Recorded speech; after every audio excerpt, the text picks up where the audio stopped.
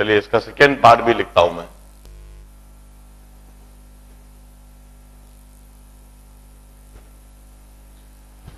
Second part में जो point A और बी बना रखे हैं वो एक ही लाइन के अलोंग है, रेडियली एक ही लाइन के अलोंग है। देखिए दिस इज, ये तो अभी भी सेम रहेगा। After time T angular velocity omega would be alpha into T, omega naught zero मान लीजिए। अब सबसे पहले मैं रिलेटिव वेलोसिटी लिखने के लिए पॉइंट बी और सी की वेलोसिटी लिखता हूं। पॉइंट बी की वेलोसिटी और पॉइंट सी की वेलोसिटी यह होगी ओमेगा आर बाय 2 और यह होगी omega R. Velocity of point B is omega R by 2 I cap और alpha T R by 2 I cap and velocity of point C is omega R into I cap किसी भी समय पर। तो alpha T into are into I cap. From here relative velocity is velocity of B or velocity of C minus velocity of B. Velocity of C minus velocity of B करेंगे तो alpha R T by 2 into I cap यह होगी। Relative angular velocity के लिए मैं कहूंगा तो omega B भी ओमेगा ही है, बी की भी वेलोसिटी एंगुलर वेलोसिटी ओमेगा ही है इसी डायरेक्शन में, और ए की भी ओमेगा ही है।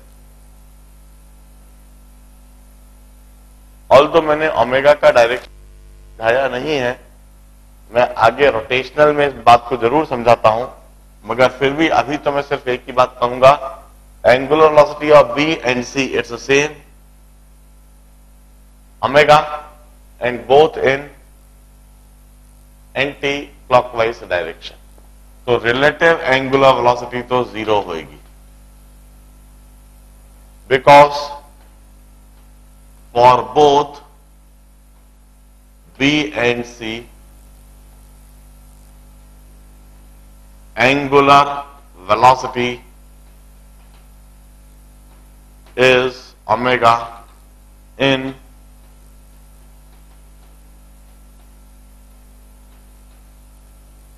anti-clockwise direction.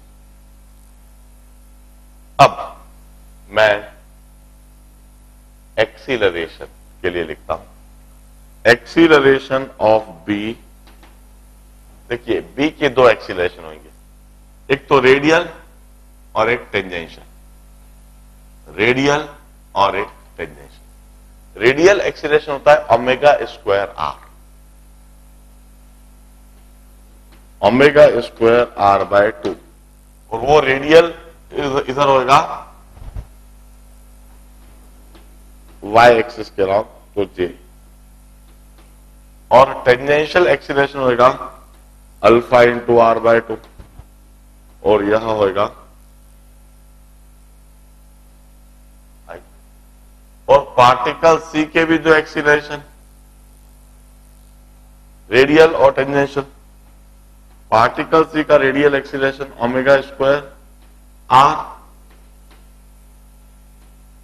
Into J plus alpha into are into I. इनको मैं सिंप्लीफाइड मैनर में लिखूं तो ओमेगा स्क्वायर की जगह alpha square t square, alpha square r t square by 2 into j cap, और ये alpha r by 2 into I cap. यह ऐसा कैसे लिखूंगा, और इधर alpha square r t square by 2 into j cap और इधर alpha into are into I cap. अब हम रिलेटिव एक्सीलरेशन लिखते हैं। Relative acceleration is acceleration of C minus acceleration of B. Sorry, इधर बाय 2 नहीं, सी माइनस बी करेंगे तो alpha square r t square by 2 whole into j cap plus alpha r by 2 into I cap. This is the complete fourth problem.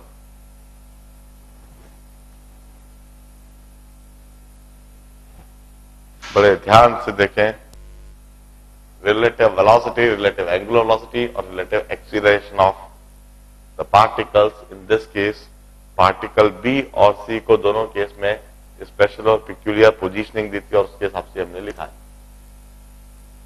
अब हम 9th problem solve करेंगे। अब हम 9th problem पढ़ते हैं।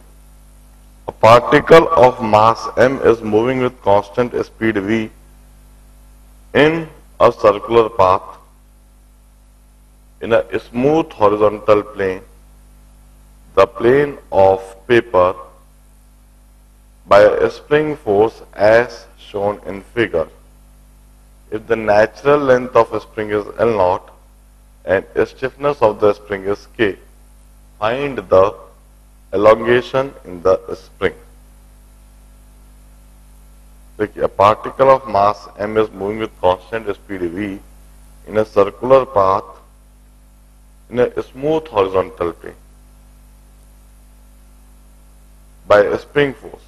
If natural length of spring is L0 and stiffness of the spring is K, find the elongation in the spring. देखिए, जब यह मूव करेगा सर्कुलर मोशन में, तब यह स्प्रिंग एलोंगेट हो जाएगी और एलोंगेट होकर इसकी लेंथ हो गई L प्लस एक्स नॉट। ठीक है ना। अब यह सर्कुलर मोशन यदि V नॉट से कर रहा है, V से कर रहा है, तो हम कहेंगे इस पर सेंट्रीफ्यूगल फोर्स लगेगा और वह सेंट्रीफ्यूगल फोर्स लगेगा m v square bye L naught plus x not. और यह सेंट्रीफ्यूगल फोर्स स्प्रिंग प्रोवाइड करेगी और स्प्रिंग की वजह से फोर्स होएगा k x naught. So k x naught would be equal to m v square upon L naught v square by r. The centrifugal force, and this must be equal to centripetal force. अब हम कहेंगे कि we need to solve for x. तो सबसे पहले हम एक quadratic equation इधर बना सकेंगे। देखिए किस तरह से, k x naught square plus k L naught into X naught minus m v square is equal to 0। यह एक क्वाड्रेटिक इक्वेशन बन गई। Now one can write the solution of this quadratic equation. The solution of this quadratic equation is X naught is equal to minus k L naught plus और minus under root of k L naught square minus 4 a की जगह पर k, c की जगह पर minus mv square upon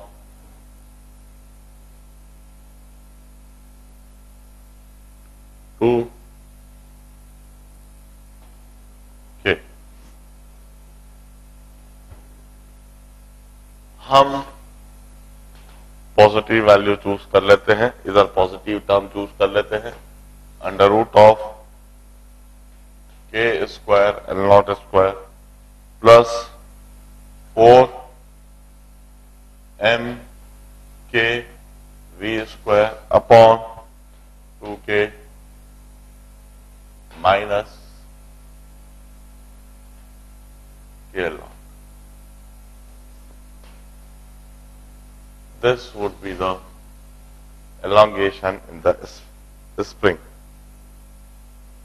Constant speed v, elongation हमने L not ले लिया तो रेडियस हो गया L naught plus x not. elongation हमने एक्स नॉट ले लिया. elongation एक्स नॉट है तो स्प्रिंग की वजह से फोर्स के एक्स नॉट लगेगा.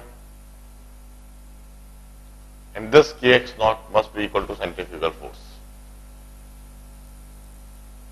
इससे क्वाड्रेटिक इक्वेशन बना ली. क्वाड्रेटिक इक्वेशन का x नॉट के लिए सॉल्यूशन लिखी. This is the 9th problem. ध्यान से देखें, इसके बाद हम 10th प्रॉब्लम करेंगे.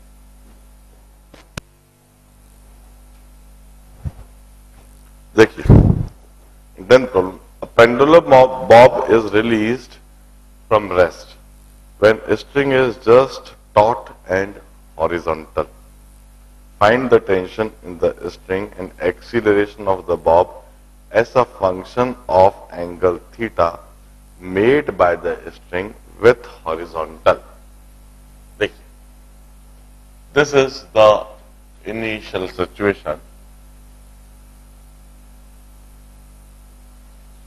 इधर से इसको गिराया गया और किसी भी समय पर यह जब हॉरिजॉन्टल के साथ में एंगल थीटा बनाती,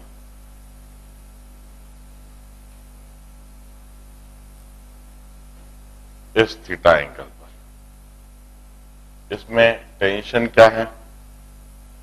and acceleration of the bob as a function of theta made by the string with horizontal. देखिए, हम वेलोसिटी सबसे पहले डिटरमाइन करते हैं. वेलोसिटी डिटरमाइन करने के लिए हमें एनर्जी कंजर्वेशन प्रिंसिपल लगाना होगा. इसकी वेलोसिटी v इस डायरेक्शन में होगी और इस वेलोसिटी को डिटरमाइन करने के लिए हमें एनर्जी कंजर्वेशन प्रिंसिपल अप्लाई करना होगा. हम कहते हैं mgh, mg और ये h is this length is L.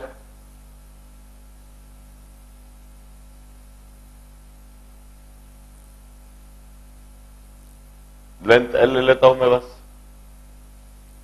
L mgl ये this is L sin theta. This is decrease in gravitational potential energy, and this decrease in gravitational potential energy is equal to increase in kinetic energy. M से M cancelled. V square equal to 2gl sin theta. Velocity is under root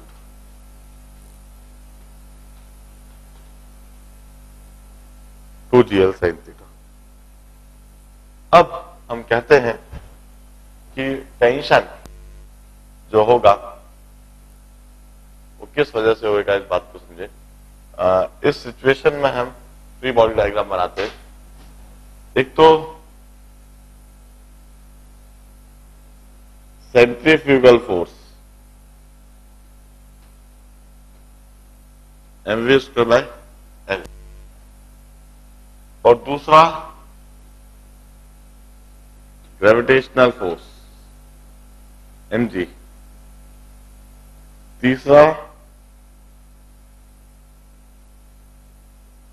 tension T और इन सब की वजह से इसका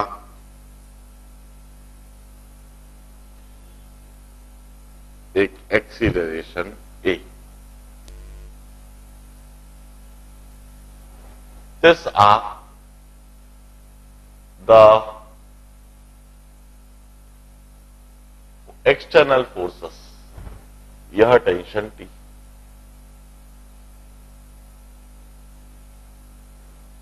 मैं इसी समय फोर्सेस को रिजॉल्व करता हूं और फोर्सेस को रिजॉल्व करके एक और बार फ्री बॉडी डायग्राम भी बनाऊंगा। मैं इनफैक्ट अलग से बना देता हूं। मैं mv square by r tension T के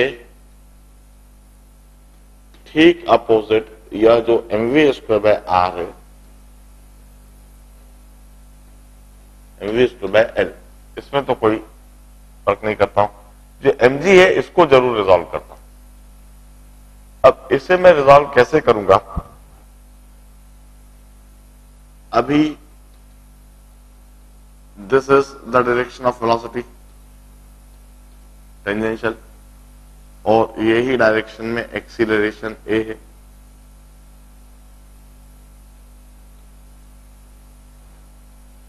मैं सबसे पहले एंगल थीटा आइडेंटिफाई करूंगा। अभी मैंने mg इधर बना रखा है। एंगल थीटा कौन सा है यह समझना जरूरी है। यह एंगल थीटा या 90 माइनस थीटा, तो यह 90 माइनस थीटा, तो यह theta, this angle is theta, यह एंगल थीटा। तो mg के दो कंपोनेंट हो जाएंगे। इस जगह पर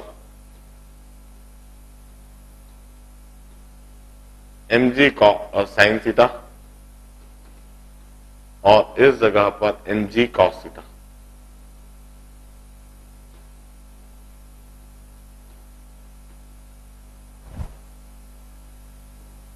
अब मैं टेंशन के लिए एक्सप्रेशन लिख देता हूं। Tension T would be mv square by L plus mg sine theta.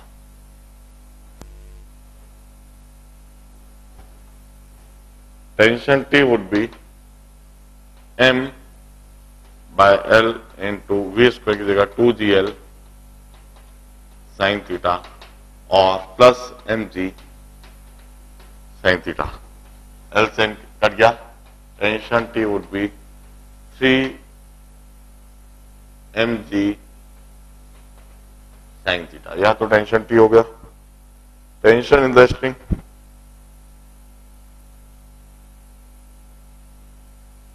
as a function of theta made by string, and acceleration of the bomb. Acceleration कौन करवा रहा है? एक्सीलरेशन करवा रहा है mg cos थीटा। तो mass into acceleration is mg cos theta. So acceleration is g cos theta. This is the acceleration and this is the tension. यह tension है और यह एक्सीलरेशन है। बड़े ध्यान से इस पूरे प्रॉब्लम के सॉल्यूशन को समझे।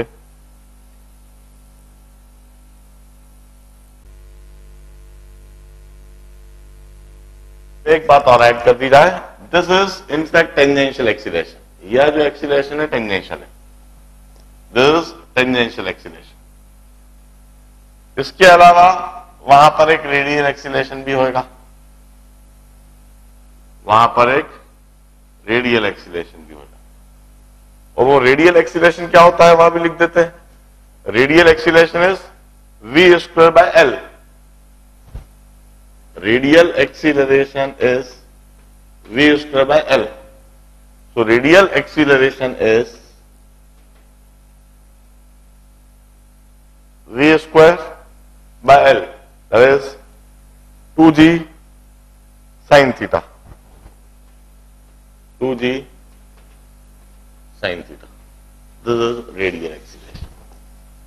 और नेट एक्सीलरेशन के लिए हम लिख देंगे, net acceleration is under root of square of tangential acceleration and radial acceleration. तो net acceleration is under root of g cos theta square plus 2g sin theta square. Simplify this. Simplify करने पर वो answer दिखने लगेगा आपको। Acceleration is g under root of 1 plus 3 sine square theta.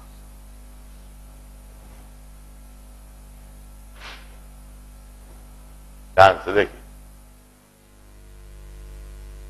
Now let's start solving objective problems. Objective problem 3 level में दे रखे हैं, level 1, level 2, level 3।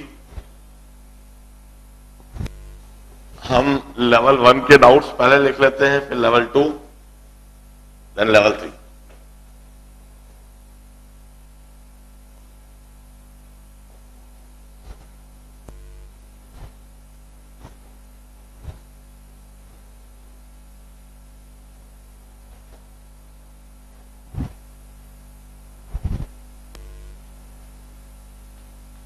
Objective problem level 1 और लेवल 2।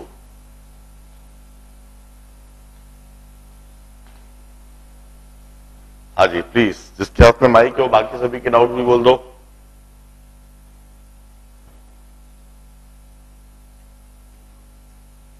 सभी लेवल 1 का कौन सा डाउट बोल रहे थे? लेवल 2, लेवल 3 है। तेजी से बोलो भाई, माइक किसके हाथ में है? फटाफट हाथ। हाँ सर, लेवल 2 में 30, लेवल 2 में 13, 14, 14, 16, 16, बाकी सबसे पूछो। बाकी 6th बैच में बाकी और जो है उनसे ही पूछ लो फटाफट। बाकी लोग तेज से बोल दो और एक माइक पर आप रिपीट कर दो उनके नंबर। लेवल 1 में 3rd और चलिए 7th भी बड़ी। लेवल 1 का 3rd पहले कर देता हूं। 3rd objective from level 1. A car is traveling with linear velocity v on a circular road of radius r. If it is increasing its speed at a rate of a meters per second square, then the resultant acceleration will be.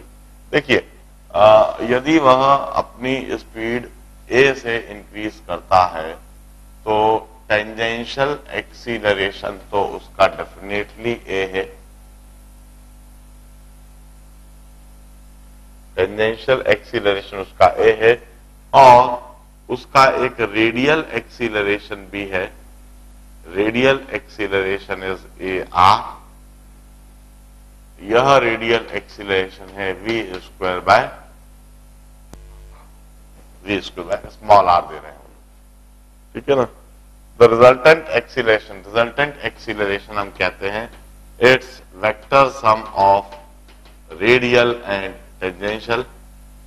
इन दोनों का जो vector sum होता है वह net acceleration होता है। So net acceleration is a square plus v to the power 4 by r square. This is the net acceleration. अब level 2 का 6th प्रॉब्लम। लेवल 1 में और कोई डाउट हो तो लिखवा देना बीच में। मैं लेवल 2 का जिस ऑर्डर में लिखवाया उस ऑर्डर में करने के बजाय जिस ऑर्डर में इंक्रीजिंग टू डिक्रीजिंग करता हूं। पहले 6th प्रॉब्लम।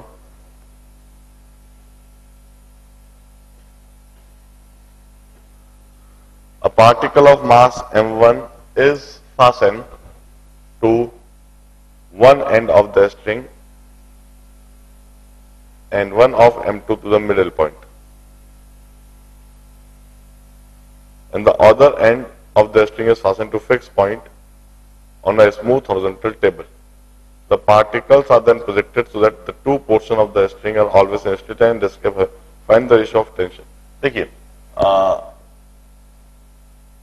यह फिक्स पॉइंट है O, इस पर यह मास m1 और इधर मास m2। मास m1 इधर है और मास m2 इधर। The other end of the string being fastened to fixed point, the particle is then smooth, the ratio of tension in the two parts. देखिए अब इस तरफ इसमें टेंशन T1 बोल देता हूं, इसमें टेंशन T2 बोल देता हूं। हम कहेंगे इस जगह पर इस पार्टिकल पर फोर्स लगेगा M1, ओमेगा सेम है इसलिए सब कुछ ओमेगा के टर्म्स में लिखना चाहिए, ओमेगा स्क्वायर L। तो जो T1 होना चाहिए वह M1 ओमेगा स्क्वायर L, और इस जगह पर एक और फोर्स लगना चाहिए M2 ओमेगा स्क्वायर L/2। जो T2 होगा वह M2 omega square L/2 plus M1 omega square L। मैं T1 अपॉन T2 निकाल सकता हूं, T1 upon T2, omega square L cancel हो जाएगा, M1 अपॉन इधर हो जाएगा M2/2 plus M1। So the answer would be 2M1 upon M2 plus 2M1।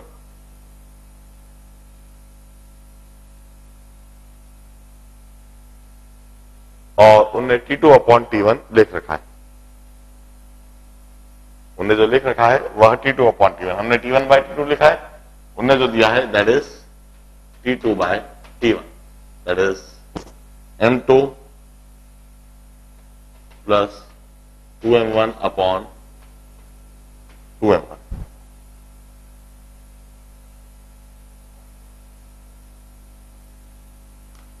Sixth problem, हमने M1 ओमेगा स्क्वायर L को T1 के बराबर करा और फिर T2 को दोनों रेडियली आउटवर्ड फोर्स के बराबर कर दिया। Then, seventh problem.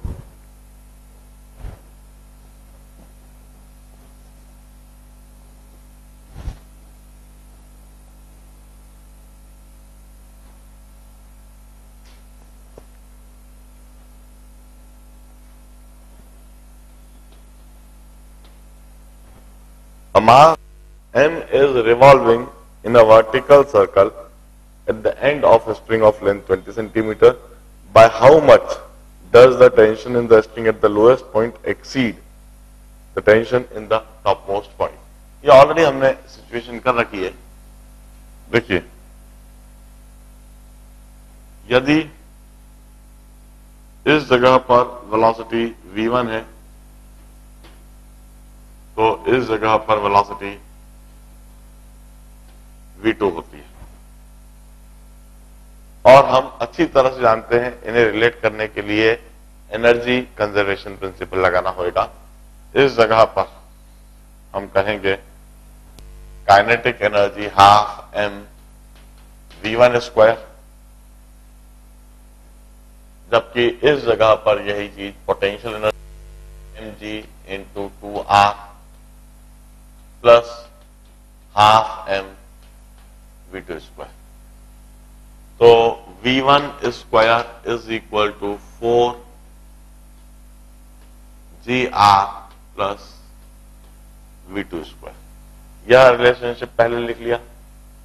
अब हम कहते हैं टेंशन रिलेट करने के लिए इधर हम कहेंगे m v1 square by r और साथ में mg और ऊपर टेंशन T1। तो tension T1 m v1 square r plus mg, जबकि इस सिचुएशन में हम कहते हैं m v2 square by r और mg नीचे और tension T T2। T2 is m v2 square r minus mg। अब हमसे पूछा है T1 माइनस T2, तो T1 माइनस T2 जब हम करेंगे, दिस माइनस दिस हम करेंगे, तो देखिए m by r into V1 square minus V2 square. M by r V1 square minus V2 square, and this minus this is plus 2mg. मैं इस तरह से लिखूंगा, और V1 square minus V2 square, इसकी वैल्यू मुझे ऊपर से दिख रही है, this is equal to m by r. V1 square minus V2 square is 4gr plus 2mg. This is equal to 6 mg. This is tension T1 minus tension T2. 13th problem करूंगा इसके बाद.